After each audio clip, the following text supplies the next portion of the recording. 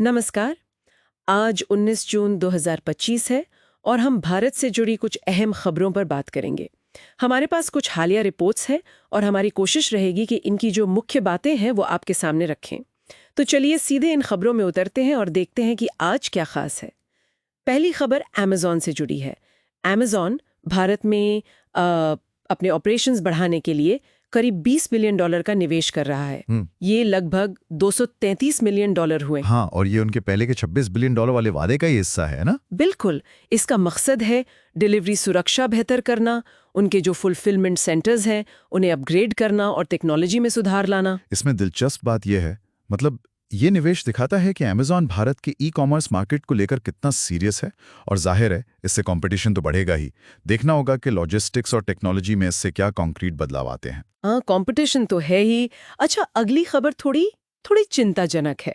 Air India विमान हादसे से जुड़ी हुई रिपोर्ट्स कह रहे हैं कि अहमदाबाद में जो बोइंग 787 ड्रीम लाइनर दुर्घटनाग्रस्त हुआ था, हाँ, उसके क्षतिग्रस्त ब्लैक बॉक्स मतलब फ्लाइट डेटा और कॉकपिट वॉइस रिकॉर्डर, उनको विश्लेषण के लिए अमेरिका भेजा जा रहा है, NTSB के पास। यहीं पर मामला थोड़ा पेचीदा हो जाता है। देखिए, खबरों में तो NTSB भेजने की बात है, लेकिन भारत के जो एविएशन प्रमुख हैं उन्होंने इन रिपोर्ट्स का खंडन किया है। अच्छा, खंडन किया है। हाँ, लेकिन साथ में यह भी कहा गया है कि यूके समेत दूसरी इंटरनेशनल लैब्स भी जांच में शामिल होंगी। तो मतलब सवाल ये उठता है कि अगर ब्लैक बॉक्स वाकई विदेश जा रहे हैं तो क्यों, और फिर ये आधिकारिक खंडन क्यों?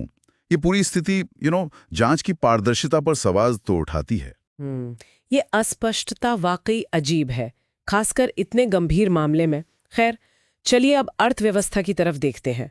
भारतीय रुपया डॉलर के मुकाबले 3 महीने के निचले स्तर पर चला गया है, 86.90 रुपए प्रति डॉलर। हाँ, और इसकी मुख्य वजह बताई जा रही है मिडल ईस्ट में बढ़ता तनाव और तेल की कीमतें। ब्रेंट क्रूड $77 प्रति बैरल के करीब पहुंच गया। बिल्कुल, और इसका सीधा असर पड़ता है। आप देखें तो वैश्विक तनाव और तेल की कीमतें, ये भारत जैसी आयात निर्भर अर्थव्यवस्थाओं को सीधे चोट पहुंचाती हैं। राइट। जब कच्चा तेल महंगा होता है तो हमारा इंपोर्ट बिल बढ़ता है, महंगाई पर दबाव आता है, चालू खाते का घाटा बिगड़ता है। हाँ, और इसका असर तो फिर व्यापार से लेकर आम उपभोक्ता तक सब महसूस करते हैं। बिल्कुल। इसी माहौल के बीच भारतीय रिजर्व बैंक मतलब RBI ने एक कदम उठाया है। जो इंफ्रास्ट्रक्चर प्रोजेक्ट्स बन रहे हैं उन पर बैंकों के लिए जो प्रोविजनिंग नियम होते हैं उनमें ढील दी गई है। हाँ, ये प्रोविजनिंग का मतलब है कि बैंकों को कितना पैसा संभावित लोन रिस्क के लिए अलग रखना पड़ता है। तो अब इसे घटाकर 1% कर दिया गया है, जो प्रोजेक्ट में देरी होने पर धीरे धीरे बढ़ेगा।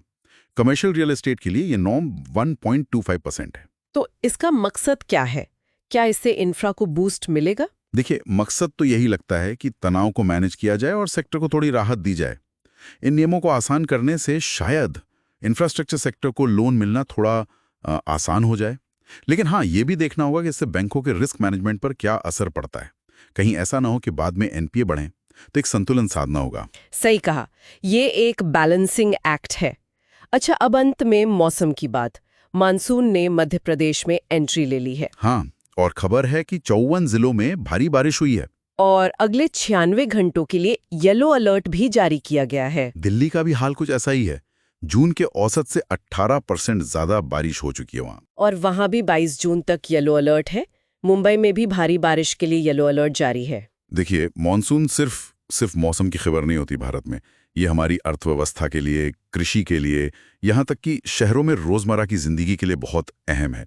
और इतने बड़े पैमाने पर जब अलर्ट जारी होते हैं तो ये दिखाता है कि प्रशासन इसके असर को लेकर कितना सजग है, चाहे वो अच्छा असर हो या चुनौती। बिल्कुल। तो आज हमने कई जरूरी मुद्दों पर बात की। अमेज़न का बड़ा निवेश, एयर इंडिया जांच की वो उलझने, वैश्विक तनावों का रुपये पर असर। हाँ, RBI के नीतिगत बदलाव और देश भर में मॉनसून की जो स्थिति है, इन सब पर हमने चर्चा की। आज की इन सारे खबरों को अगर एक साथ देखें तो ये साफ है कि कैसे ग्लोबल इवेंट्स, इकोनॉमिक पॉलिसी और मौसम, ये सब मिलकर भारत में एक बहुत ही कह सकते हैं जटिल तस्वीर बना रहे हैं।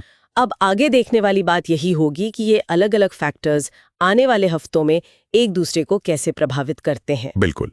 तो ये थी आज की कुछ अहम खबरें और उन पर हमारी बातचीत।